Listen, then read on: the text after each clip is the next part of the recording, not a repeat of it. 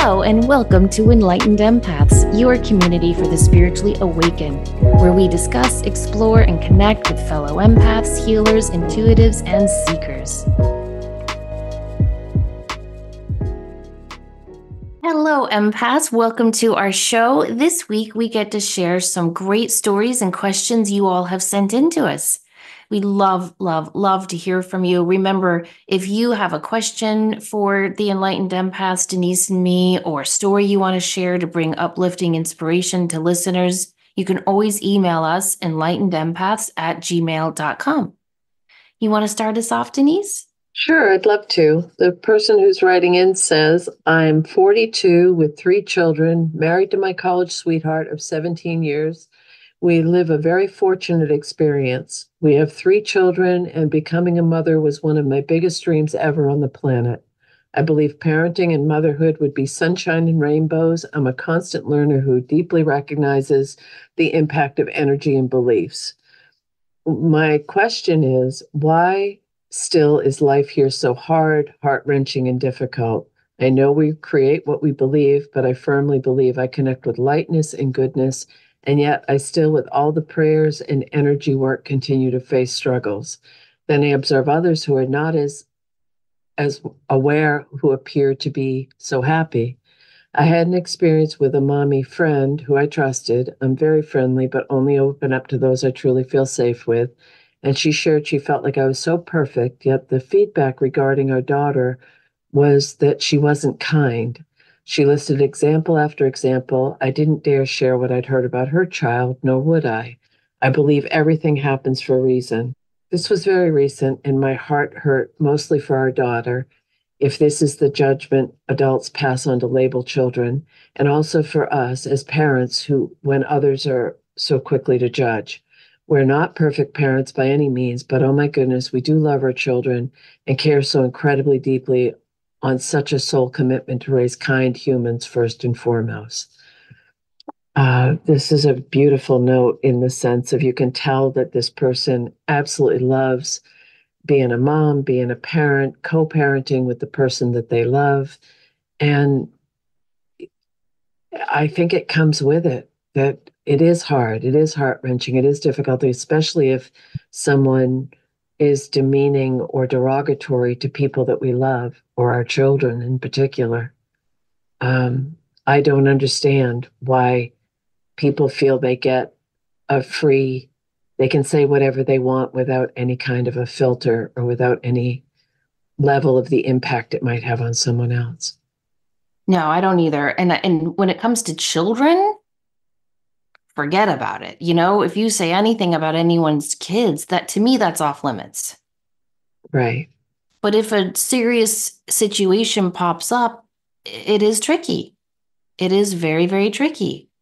And I think that you can have, she says she has this beautiful, fortunate life with a loving husband and 3 amazing children, and yet there's struggles in life. That's every life, don't you think? And I believe that if we expect for life to be easy, we're setting ourselves up for some difficult days ahead, because life is always going to be beautiful and awful and challenging and joyful. We're going to have all of it here, because I don't think, this isn't heaven. This is earth.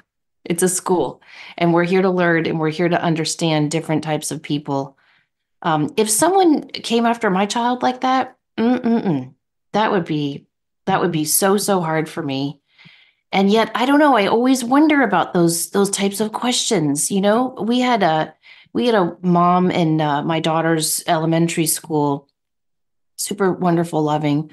Her kids were great, except this one kid who just had no boundaries. One of her kids had no boundaries and was just a bully. There's no other way to say it. Was just a bully to the other kids around. And, I didn't say anything because I just was trying to teach my children how to handle the bullying behavior rather than coming in and fixing it for them. I think it's more important to give your children the tools to deal with those people. And if it got out of control, then I would go to the teacher, but never to the mother. Does that ever lead anywhere good?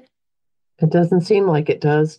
No, but this mother had heard those responses about that child from several other parents and from 2 former teachers of her child, and still didn't listen. And so I think it's hard because you have to wonder, oftentimes a child might be acting out and having issues, or this mom friend of our listener could just be a big old bee who's jealous of her friend's beautiful life. Could be a big old bee. You're right. One thing that really popped out on to me as well is the statement, if this is the judgment adults pass on to label children. And I'm not a big fan of label because I think if that child had heard what people were saying or was getting that impression, is it self-fulfilling prophecy? Is it planting seeds of, well, why should I even bother? People see me as this. That's not fair. That's not fair. No, no. And I think in the moment, I would have said to this mother, thank you for sharing my concerns. I'm really glad you opened the door for this because, I have some concerns about what's happening with our children too. And I would have probably shared what my child had told me about this other friend because according to this email, this other mom's daughter isn't super kind either. Right. And so maybe they could have used that opportunity to have a good discussion because, stuff happens between little kids all the time. And it's very, very rare that one is totally right and the other is totally wrong. If you have a child who is highly empathic, who's very, very sensitive, who is going to take this to heart, and I think we both recognize that in ourselves and in people that we've given birth to, then it's another whole dynamic. How do you how do you protect your children and give them the strength to face this kind of stuff? This is a tough one. Yeah, it definitely is. And I think you need to teach your children boundaries, and it's okay to say no, and it's okay to say that's not nice, and go find a teacher and distance yourself. If someone's going to be constantly coming for you, don't stand in front of that bus. It's sad to me that, especially when people are mean to kids, there's no need of it. No, that's the worst. Okay, our next one says, I have a question regarding something Dr. Stephen Farmer said on one of your recent episodes. He said that he received a message there is no free will. I found this very unsettling, and I wanted to know what your thoughts and interpretation was of this message. Well, I think that I don't really agree, but again, who am I to disagree with anyone, especially Dr. Farmer? But I think that we definitely have free will. I also agree that in some circumstances we don't have a lot of free will. On my other podcast, Psychic Teachers, I did a whole episode on this. I think it was in February, about destiny and fate and free will. I think some things in our life are destined, and there's not a darn thing we can do about them. I think they are in our soul plan. I believe that we as souls place them there for a reason, to grow our soul, to teach a lesson, to inspire others. There could be several reasons. I think the free will in those destined moments comes in how we respond to it and what we do with it. And I think there are other moments in our life where it's a wide open road and it's total free will. And this is why I believe it is so important to understand, learn, embrace, and hone your intuition, because it will help you identify what moments are destiny and what moments are free will. So I don't think everything is free will, and I don't think everything is destiny. I'm not a Calvinist. What do you? uh, One of the things that I say to people every reading is, anything that's intuition, divination, or psychic is subject to change and free will. And for me, free will comes hand in hand with choice. That a situation is going to present, you're always going to make a choice about what you choose to do, how you choose to react, what decision you're going to make. I mean, this is just my personal way of looking at it. And with the free will, I've always heard, sensed, believed that that was part of being here on the planet, is that we have the will to do look at this is the blunt version. Look at the stupid choices people make, and you think, what are they thinking? Why would they ever do that? They're using their free will. It doesn't make sense. It doesn't add up right. It's not, but they I don't know. It will be interesting to see what unfolds with Dr. Farmer with this topic. I'm really interested in it because he is incredibly progressive about what he channels, and he's but usually ahead of the eight ball with what he brings through. So maybe this is part of the transformation that the world is going through. But if we come in with a soul plan and a contract, I think we can choose to honor it or choose not to. So is that part of free will? I don't know. What was that movie I took my kids to years ago? It starts with an R. It's a cartoon about people stuck in a video. They're in a video game, but they don't realize they're characters in a video game. And they do No the idea. same, okay, they do the same thing over and over and over and over again. And then one of them kind of wakes up and is like, hey, we can break out of this. It's a cool little animated kids movie. But if there's no free will, then we're no more than characters in a video game. Which goes back to the Matrix. Yeah, yeah. And I think that I just don't, I don't, let me put it this way. I don't want to believe that. There have been situations in my life where I've seen where it's heading, and I have said, no, thank you. And I believe fully that I used my free will to change that situation. And I don't think anyone's going to change my mind about that, but I don't know. Okay, so how do you think it fits in if you've chosen to really divert from the way you were raised or your belief system or you've changed your socioeconomic standing from what maybe generationally was always held in your family of origin? Is that Do you think there's will involved with that, free will to make those changes that might be so genetically or ingrained? I do. I do. And Okay. I think part of it is destiny and part of it is free will. Hmm.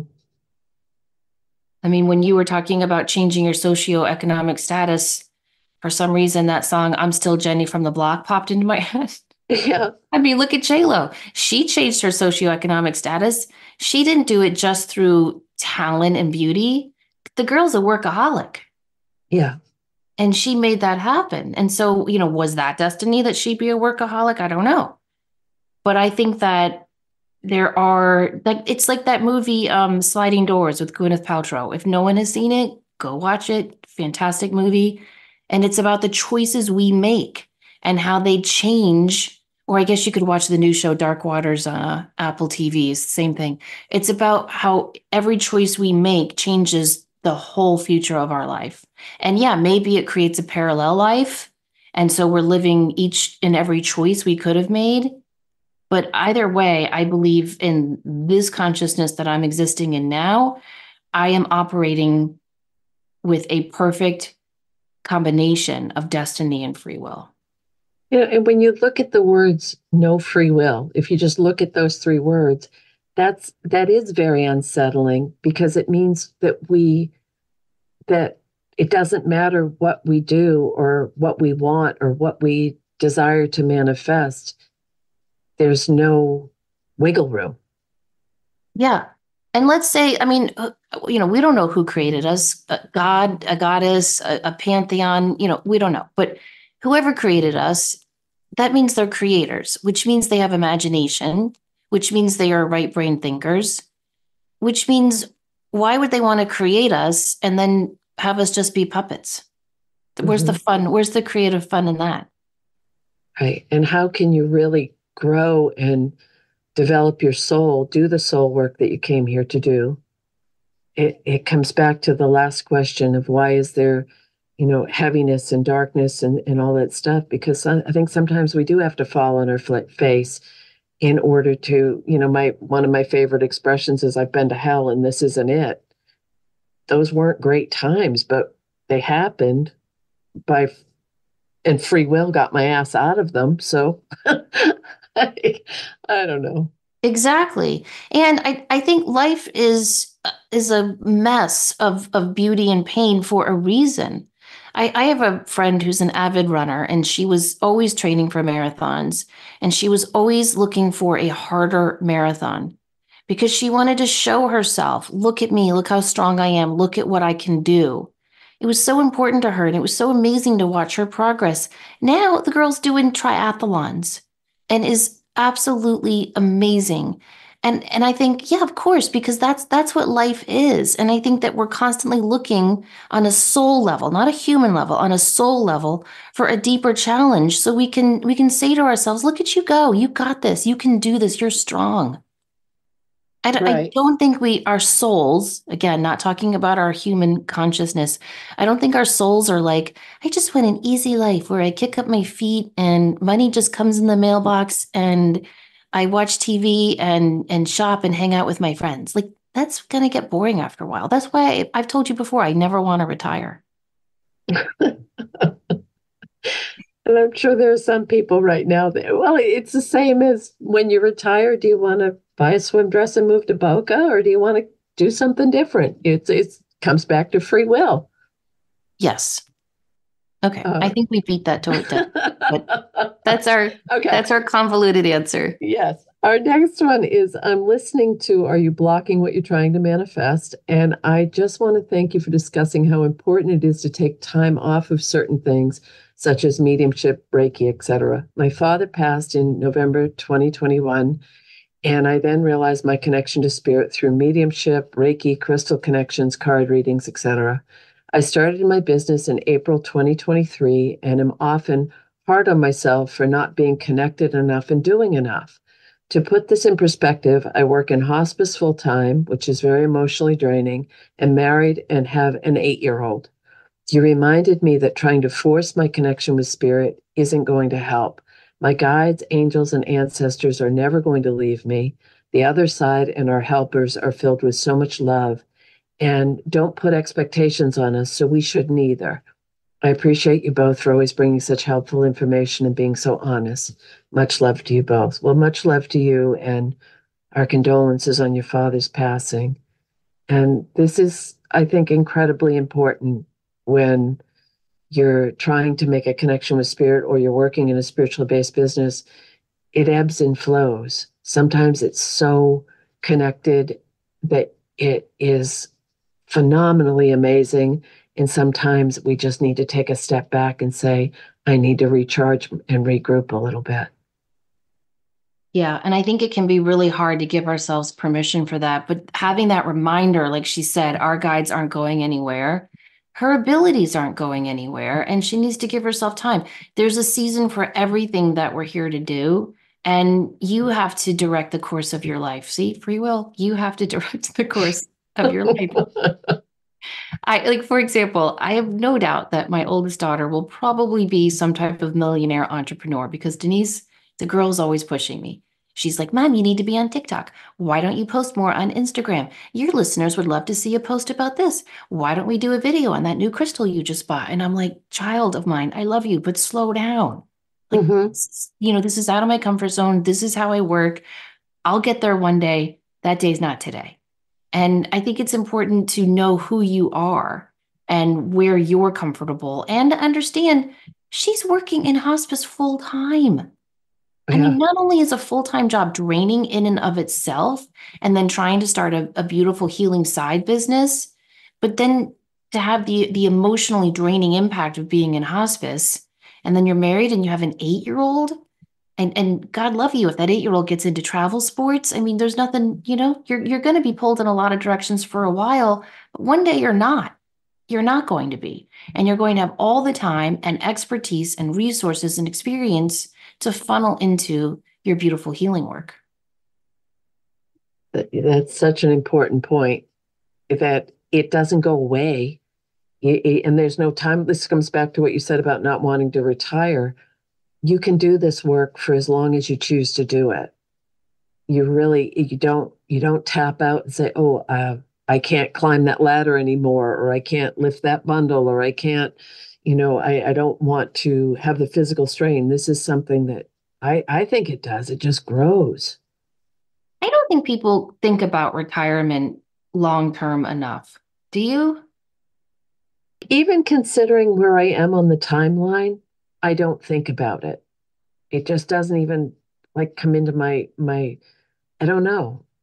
I, I mean, in terms of like what it will look like in year 3. Oh, I don't think people are. My son works for a man who recently retired. He had a side hustle that he was doing with this man, and the man's older. I think he just turned 70, and he has had this very successful business for many, many years.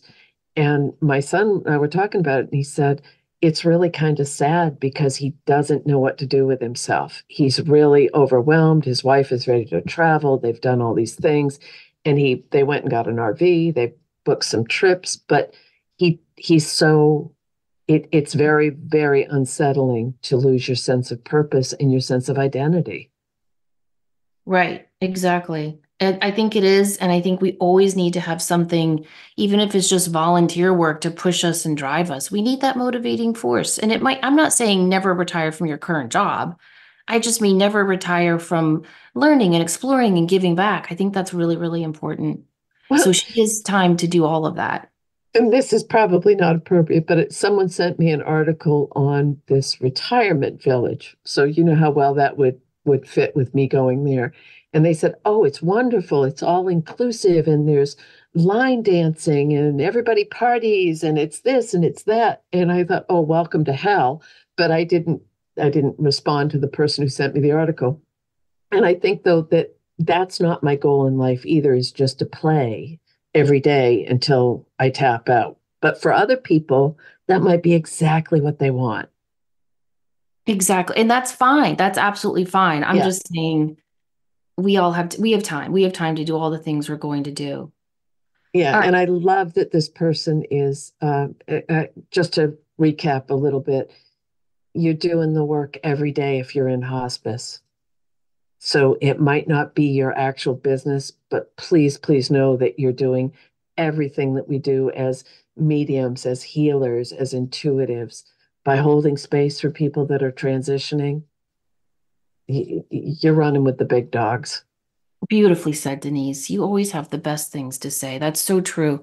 And something I teach in my manifesting classes is to create a wishing box so that when you're like cutting out pictures that represent the goals you're trying to work on, sometimes what happens is you'll see a picture of something you want to do, but it's not going to happen in the next 1 to 3 years, right? Like let's say you're working a job, you're taking care of a parent, you've got young kids at home, and you see a picture of a couple walking through the streets of Paris. Well, maybe you and your partner aren't going to get to Paris in the next 1 to 3 years with all the stuff you have going on, but you want to do it one day. So you cut that picture out and you put it in your wishing box so that you're reminding yourself there is a time and a season for everything you want to do. And you'll get there. And you always need something to dream about. Yes. Okay, our next one says, I wanted to share an experience I had. About a year ago, I had some peaceful Hertz vibrations playing on the TV, and my 10-month-old girl baby asleep in my arms. I didn't dare move and wake the baby. I decided to read an article on my phone about different works of art from around the world with the Virgin Mother Mary as the subject.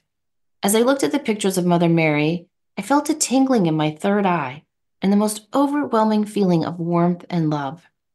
Tears came to my eyes. It was so touching, and the feeling of love was overpowering. I felt Mary was with me.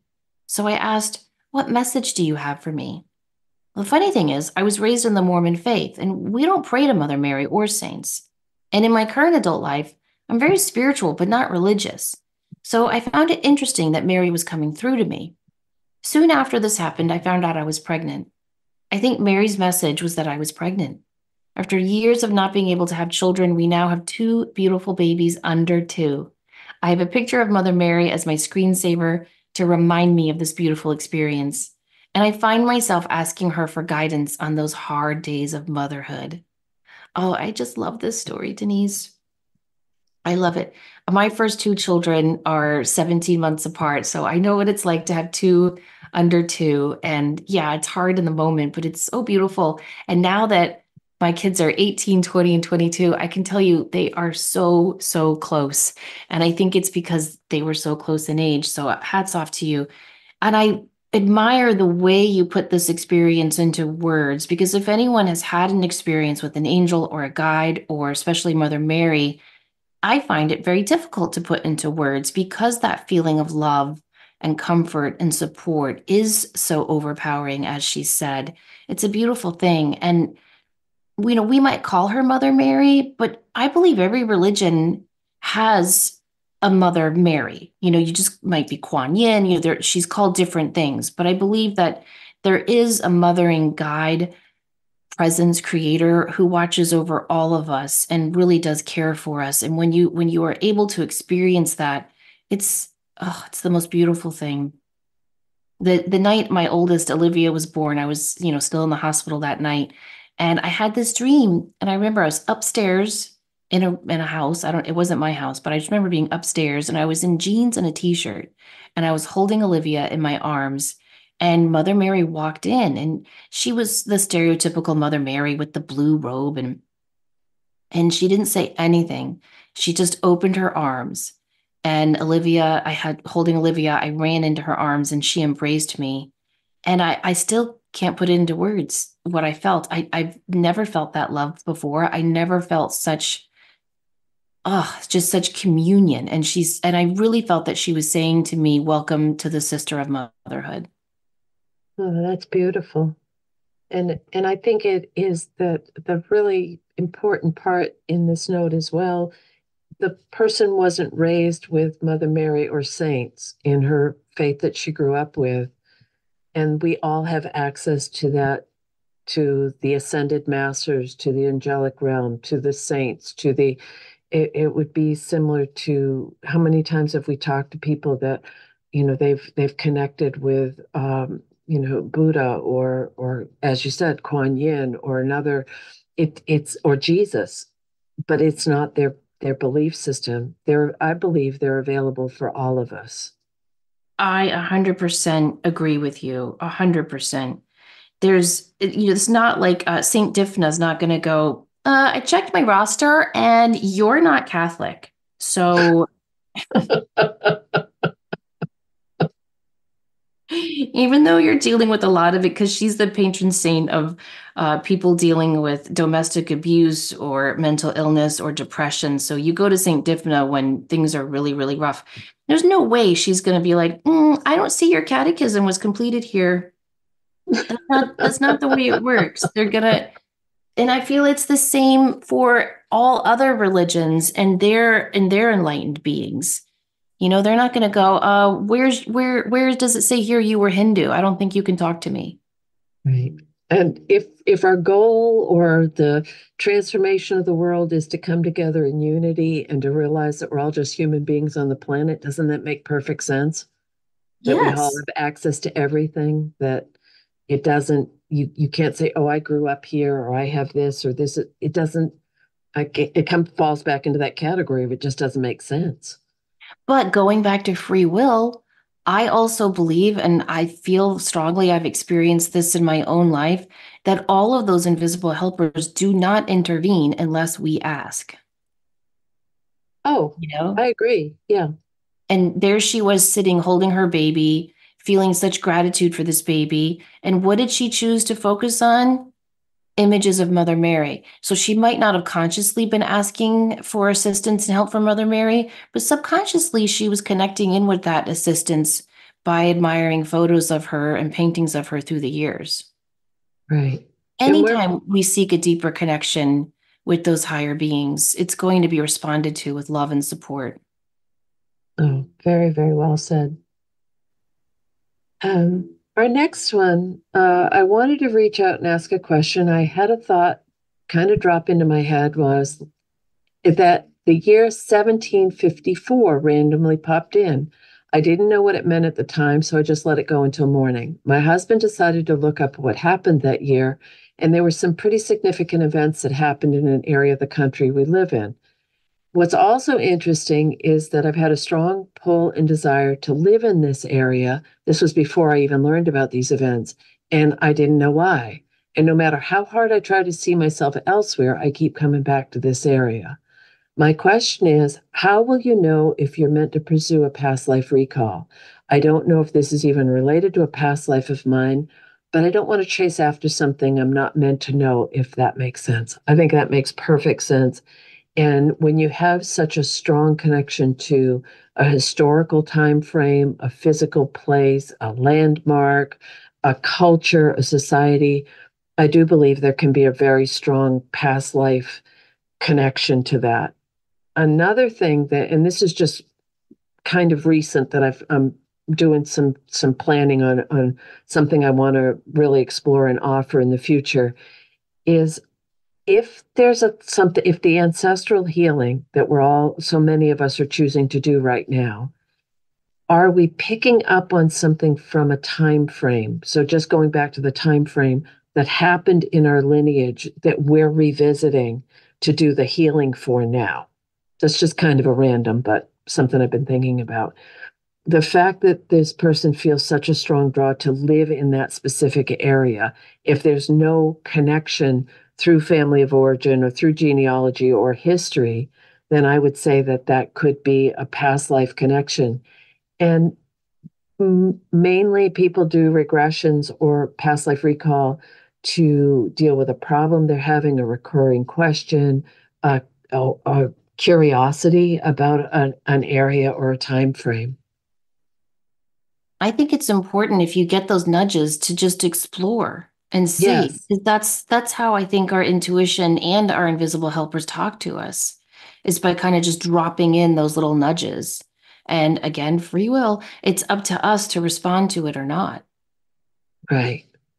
What But do I you would think about possibly picking up on something that happened in our lineage with a I time frame? I think that can definitely happen because of that ancestral connection. Yeah, because we've done quite a few shows on past life regressions. We both have a background in it. So that's, we have an understanding of it. And I think when people come in for a specific of, a lot of times, the more specific the intention someone goes in with, the more vivid the regression is going to be. So if someone comes in with a specific issue with a loved one, why do I keep repeating this pattern with my loved one? Or why do I have this ridiculous fear that has no merit about a certain circumstance or situation or item in their life? That's going to give you more than, oh, I'm just wondering what's out there and did I have another life? So as with anything, the intention you set is really, really important. And I don't think that our thoughts are always random or ever random. You know Hmm. how John Holland always says spirit never wastes a thought? Right. I think that is very, very true. And we have to learn to trust that. So if she's really being nudged in this direction, she needs to pursue it. Yeah. Okay. Our next one says, when I was in Minnesota in July, I finally found a small figure of the Egyptian god Anubis and have slowly been integrating his energy with mine and have him on my altar space. I brought him little things in the altar he may enjoy. Fast forward to 2 weekends ago, I was at a show and a woman was really interested in a mediumship reading. I was only doing quick readings that day. I was hesitant because I haven't focused on mediumship because I think I was afraid of failing and my ego was in the way. But I told her I would do my best to try it and connect, but couldn't guarantee anything. Moral of the story, I did it, and it was really profound for me in that moment. But I digress. So when we got back to the shop that night to grab a few things, our employee had unboxed shipment. And who do we see on the cart? None other than one single Labradorite of Anubis. Of course, he went home with me immediately. So we've been spending a lot of time together, and I feel very close to him now. I just did 2 paintings of him, and I did a reading the other day with my Egyptian oracle, which I haven't used yet, and asked him to share any message with me. Quite a bit came through, but the last card was his card saying that he would be there to accompany and guide me through my journey. See, this is a perfect example of how our guides will often introduce themselves to us. And so I think it's interesting because Anubis is the god of the underworld and a guider. He helps guide people through the death process and to understanding and integrating with the afterlife. So how wonderful that he would help our listener out with mediumship as well, which is all about connecting to, we don't call it the underworld anymore, we call it the afterlife. But that makes sense, doesn't it? It does. And it's a really, really good example of how much we're able to connect to for guidance, for wisdom. Some people may do journeys and meet with a power animal or a spirit team or stone people, or they've gone into the woods and connected with the beings that we might not see with our physical eye. There's so much available for us, and we if you open your mind to how much, like, that's just not, I can't say I don't believe in coincidence anyway, but the fact that this person had been doing work with Anubis, and the fact that it was labradorite for the little Oh, statue. that's a really good point. I didn't even connect that because Labradorite is all about awakening to your intuition and your psychic ability and Yeah, protecting you while you do it. right. So I mean, I just if I recently I'm doing some work that I haven't done in quite a while, and I did a journey, a shamanic journey, and in it, an animal came and helped and answered my question that I needed. And in this everyday 3D reality, 5D reality, whichever one we're in now, if I said that to someone, they would say that doesn't make sense. But if I talk to someone who is familiar with that process, then they would say, "Wow, that's really cool that you got exactly what you were looking for." So being finding what who it may be Mother Mary, it may be Anubis, it may be an animal guide, finding who resonates with you. They all want to help us if we ask. That's right. And I know the person who sent this in, and she's a kick-ass medium, so I'm glad to hear that she's doing the work. Love it. I love it when they get the validation they need and deserve. Yes. I was listening to The Inner Child Part Two, and the part about the butterfly and seeing your younger self or child there where you would keep them, like the one with the butterfly was on the wall. I have no kids, but I think back to little me, and I was raised by my grandparents due to both of my parents being in prison throughout my life. My mom first went in when I turned one. She didn't get out until I was five. It continued until I graduated from college. Same with my dad. I remember him in and out. But I have this to say, I feel like I would leave my younger self there because it wasn't a bad environment. I felt love from my grandmother. Another huge part of me feels I would take that child out of the house due to the fact that she didn't have either parent, and that hurts. And kids should be able to be with both or one parent. I feel it's essential.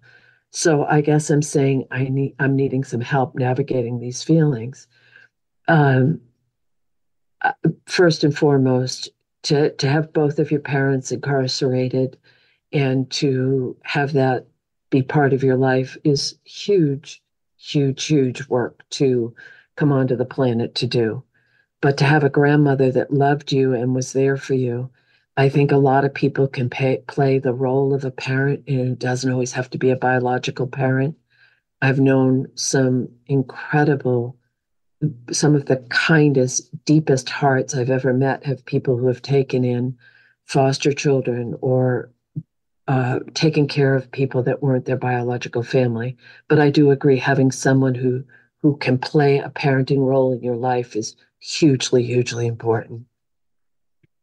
I think the way this listener is navigating these feelings is perfect. I don't know that a whole lot of help is needed. I think he or she just needs to keep on going with these feelings because, on the one hand, this listener is saying, a part of me would take the child out of that house and put them in a home with two parents who are always there. But another part of me is grateful for my grandmother, for the experiences I had, for how strong it made me. And so I think that's really important. The exercise we talked about in that part two of our Healing the Inner Child show was where you imagine yourself as a butterfly on the wall of your childhood home. And rather than imagining yourself in that home, what you're trying to imagine is someone you love dearly. So it could be a partner, a friend, or a child, someone you love dearly being a child in that home and recognizing how you would feel watching that person you love in that home. And the lesson from that exercise is most of us will look at our childhood experiences and be like, yeah, it wasn't that bad. We're always trying to like diminish or roll over it, right? Like it wasn't that bad. I'm okay. I'm fine. I turned out okay. But when you put yourself in that home as like a fly or a butterfly on the wall and you're watching someone you love as a child in that environment, it's supposed to open your eyes to the reality of the good and the bad and the ugly of being raised in that home. Right. So That's I think that so important. I do too. And I don't think the key is necessarily, I don't know if it's navigating those feelings. I think it's allowing yourself to have all of those feelings and to be honest with all of those feelings. And another important part of this is, and I'm not saying college is the only path to take, but this person graduated from college. They're not incarcerated. They broke the cycle. Please, please know that's big work. And I hope that there is a sense of and pride in the positive way that you've done this, because it does cause a ripple effect. And I know I say that all the time, but the more and more I pay attention, it is amazing how our choices impact and can change the environment or the outcome for other people here or in spirit. And that's such a great point, Denise. And look at the attitude of this listener. It's not woe is me. It's not look No, at what I had to deal with. It's not, flying their victim flag. It's, yeah, that this was tough having my parents in and out of incarceration, but I'm not sure I would change it because, I was raised by this loving grandmother in a beautiful environment of love. And just to be able to find the joy and the beauty in that shows what a strong, amazing soul this person has. I had a situation recently where I was speaking with someone, and it was a pretty heavy situation. It was one that you get off a call and you feel it. You feel it for a while. Yeah. And then I thought, wow, what would someone in if someone was planning their life, how could they possibly say, okay, sign me up, I'll do that. I'll be the person that will do that. I'll take that role. And the strength that it takes to do that level of work, and I feel it's for this person as well. It's very admirable, but it's also incredibly. I've heard this year. I know I'm jumping around, but I used to work. When I was a kid, I worked in a state institution, and one of my job was it was an infirmary unit, and we're going back in the day before deinstitutionalization. Things were very different, and my job was to people were so disabled mentally, physically, that they had no muscle tone. And one of my jobs was to flip people on their beds so that they wouldn't get bed sores. They were all, they had no self-care skills at all. It was a very heavy job for a young person to have. And I heard someone say back in that time, that's when I was really waking up. I was in my late teens at the time, and I was waking up to this world. And someone said, those are the people that came in to do accelerated soul work in their lifetime, that they came in with so many obstacles and so many detriments in their life that it accelerates your soul work at such a level. And I have to wonder if when someone comes into a situation where this is not an easy life for a kid to have both parents in an incarcerated and in a prison, is that accelerated soul growth as well. 100%. And if anyone is resonating with this, please consider checking out a book by Helen Greaves called Wheel of Eternity. It's a channeled book, but it's about a boy who was raised with some cognitive disorders. But when he gets to the other side and communicates with a medium, he chose that to teach his Right. his parents a lot of strength and a lot of humility and a lot of love. And it's a beautiful book. But going back to my friend running the marathons and the triathlons, I think that's what this is like. I think some souls are ready for a 5K because their last lifetimes they've just been walking on the treadmill and they're like, okay, I think I can do a 5K. And then, the next lifetime, they're like, all right, maybe I can do a 10K. And I think we keep building up for these big, big challenges. And so when I see someone who's come from a very difficult circumstance, I feel strongly that I'm looking at an old soul. Right. And we've said it a lot of times, and I believe it, that we choose our parents and our parents choose us. Yeah, excuse me, our children choose us. So that's another aspect of it as well. I agree. Okay, our next one says, I am writing to you for some guidance and knowledge. All my life, I've told myself that I'm over emotional and don't feel understood till I've listened to your podcast. I'm so thankful for the work you are doing and giving everyone an outlet to know that we are not alone in our thoughts and feelings. It has given me some clarity to put a word to my thoughts and feelings, and I just want to say thank you from the bottom of my heart. I have a lot of work to do on myself. I've just started my spiritual awakening and fairly new to everything. My heart feels full with purpose to understand and grow more and to be who I am supposed to be. I would like to ask for guidance for my marriage and more so for myself. My whole life, I've had a difficult time vocalizing my thoughts and emotions and tend to internalize them if being talked to a certain way. I close up and physically make it impossible to get words out. It's more geared towards all relationships I have been in the past, and it's now affecting my marriage. We're both young in the marriage, almost 3 years, and since we moved into our first home together this past year, we've been arguing and snapping at each other, which is not like us. We don't understand why, but it has progressed, and now to a point, our marriage is just falling apart. Any guidance or insight on opening up my communication and to not have any fear? Thank you so much. I'm sorry for the length if I'm rambling. You're not rambling. I think that's a beautiful email. Thank you so much for listening to the podcast and sharing all that you are saying. I think blending two people in a marriage, blending two families in a marriage, all of that, I think is really, really hard. And it does take a lot of time. We don't tend to focus on that. You know, Denise, there's always and they lived happily ever after.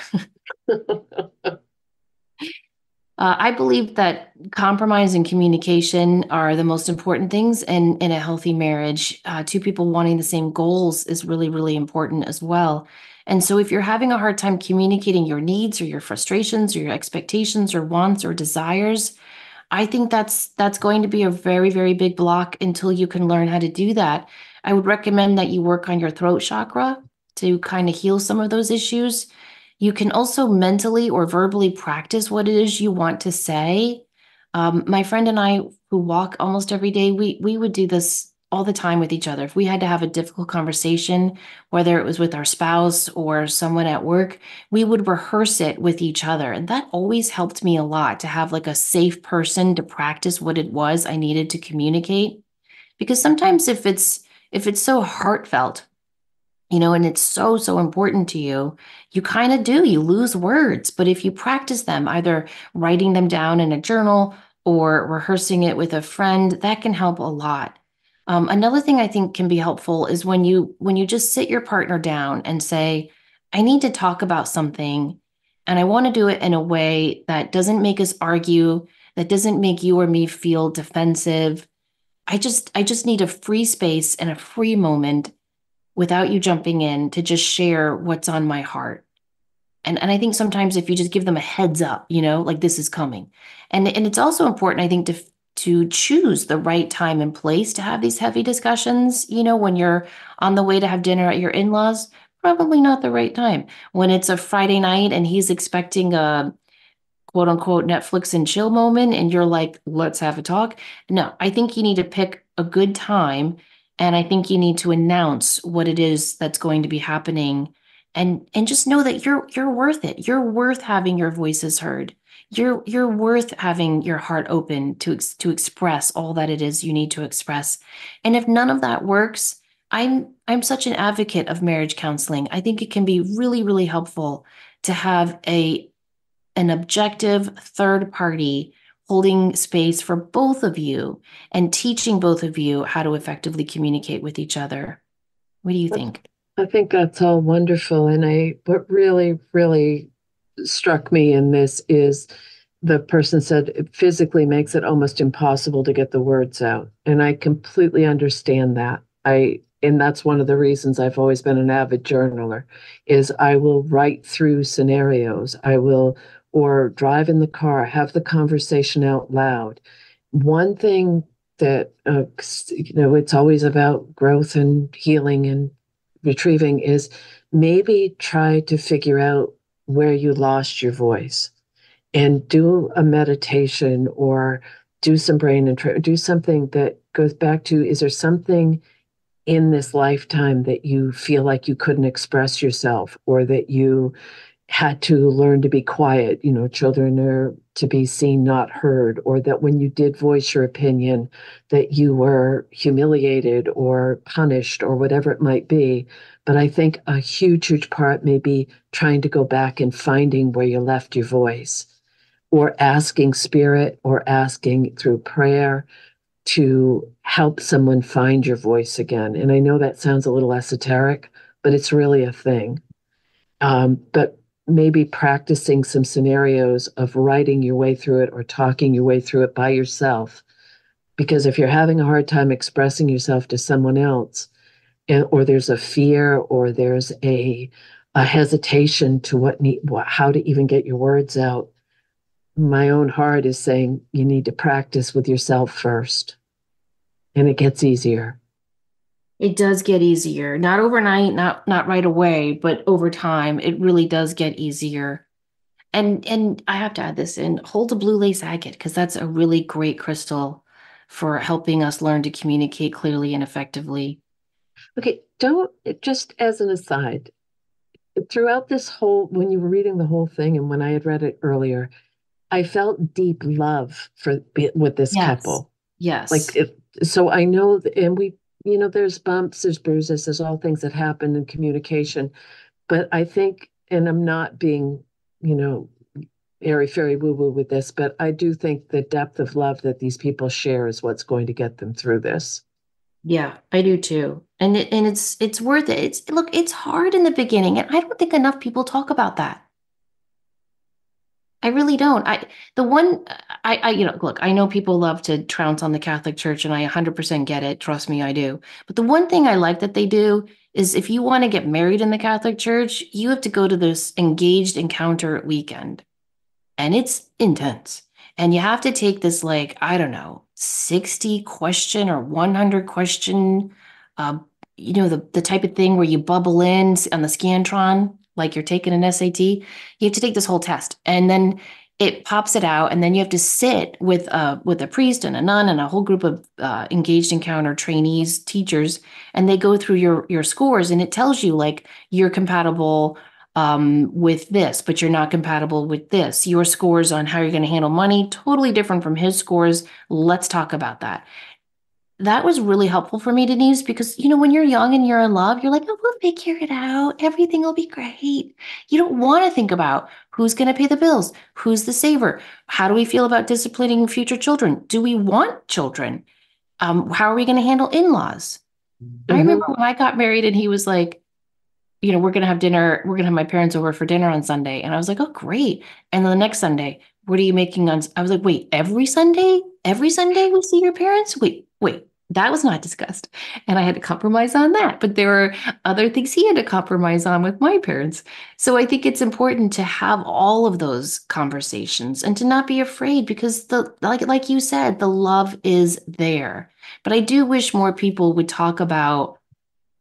I remember Father Haddon at that weekend saying to me, the wedding is a party, nothing more. Mm-hmm. All that matters is the marriage between the two of you. And you're not bringing just the two of you together.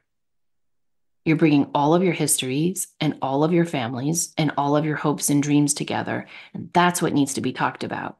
And I thought that was really good advice. It is. And I didn't realize now that a lot of people are mortgaging their homes to pay for the party. It's a big deal for a lot of folks, the whole wedding Oh, experience. don't And get me it's, started, Denise. Please do not get me started. I have a very young friend who's getting married, and she is so sweet, and she keeps telling me how much everything is costing.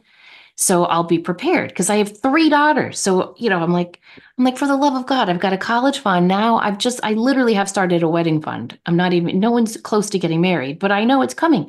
And you know what the new thing is? Not one mm, wedding dress. Oh, no, no, Denise. No. Now the average bride has two wedding dresses. oh, stop it. I'm not kidding. There's one for the ceremony and there's one for the reception. Why? I don't know. I think it is the silliest thing. My wedding dress has been vacuum sealed in this giant box up in my attic for decades. Nobody cares. Nobody wants to wear it. You're going to wear it for one day. Now you're going to have two expensive dresses. You're only going to wear it for one day. Wow. I think it's silly.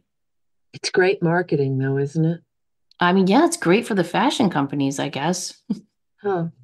And I'm sure that there will be, if you do have two or more wedding dresses because it makes you incredibly happy, that's great. I don't think we always have to understand. No, you do you. I'm just saying, I'm just thinking selfishly from my own budgets person. I'm like, kids, I will pay for one wedding dress and one wedding. Well, the one that always troubles me is when people want the wedding, but they don't want the marriage, but they are feeling like they're ready for the wedding. They want because all their friends are getting married, or I've heard people say, but I always shake my head when I hear this. People say, "Well, that's okay. This is my starter marriage." Oh, Yeah, that's terrible. so I can't. I mean, I that kept me in my marriage for a long time is because I gave my word. I gave an oath. I promised through sickness and in health. And then if you have that sense of loyalty and then you decide to step away from a marriage through divorce, that's really hard. So I can't even fathom going into it with, nah, doesn't work out. We'll just get divorced. Oh, I can't either. I mean, if your word before God and your friends and family and the person you claim to love doesn't mean anything, what the hell does? Mm-hmm. Oh, that makes me sad. But yeah, I don't think we should be spending thousands and thousands and thousands of dollars on these ginormous wedding receptions. I do think they should be nice. I mean, gosh, I remember I went to one wedding in my 20s and I was like 10 minutes late I missed most of it. It was the quickest thing. And it was crackers and punch in the church basement. Like, I don't think that's good either. Personally, selfishly, that's just my opinion. But I don't think these extravagant where you're going into debt is the answer either. There's a young couple, and I know this woman, and they just eloped and they put engagement pictures online, and they are radiant. They are so happy. And when you look at some couples and you know that there'll be the little old couple holding hands on the beach, that's Yes. that's this couple. And she's a very private person. She's very quiet, very kind. And she said, I just didn't need it. I didn't want it. We want to put the money towards a house. We want to put the money towards other things. But that worked for them. And I think that it's going into it with a full heart is the most important part. It really is. My wedding wasn't extravagant or over the top, but it was beautiful and elegant, and I loved it. And I remember this moment. It was Thanksgiving. I was getting married in June, and I was at my future in-laws' house with my parents, who, God bless, I was so lucky. My parents actually loved my in-laws. They were very good friends. And my ex-husband's uncle was a priest, Father Pat. He's the one who married us. I loved Father Pat, and he's there too. So we're all there. And it's his siblings and all the family. And my dad had been, putting down the deposits for the caterer and the bartender and the reception and the photographer. He'd been writing all these checks, right? And he turned to me and he goes, Samantha, I could just get those deposit backs and give you cash for what I'm going to spend on this wedding. And you could just get married right here. Everyone that matters is here. And we got the priest. And I remember being so shocked, horrified, and appalled. And I was like, Dad, no, I have to get married in church and wear my pretty dress. And there were so many years after that, Denise, that I was like, Sam, you should have taken the money. Yeah. Well, it doesn't change how legal it is if you get married by a justice of the peace. Just saying. There was no So true. that was my experience, and it still counts. It still counts. That's So absolutely right. But anyway, this marriage has a lot of love in it. 3 years into your marriage and you're arguing. welcome to marriage. That's gonna happen. What worries me most, haven't you seen those couples? We never argue. Hmm. I worry more about those couples because I think if you're not arguing, you're not communicating. And I'm not saying if you're constantly arguing, that's bad. Again, it's balance. But you just have to learn how to argue, or well, not even argue. You need to learn how to communicate in a healthier way that makes this listener feel heard. Because I think that's what's at the heart of her question. She's not able to even get the words out to be heard. Or it truly feels like feeling safe enough. Yeah. And Yeah. and I'm not saying that their person isn't safe enough, but just that's an internal thing. That I strongly feel there's something where um, she can get her voice back. She can take it back. Well said. So we hope that's been helpful despite our rambling on the high cost of weddings. We appreciate all of you so much taking the time to send in your wonderful questions and stories. Again, email us enlightenedempaths@gmail if you'd like to share one. Love to hear from you. Have a great week, everyone.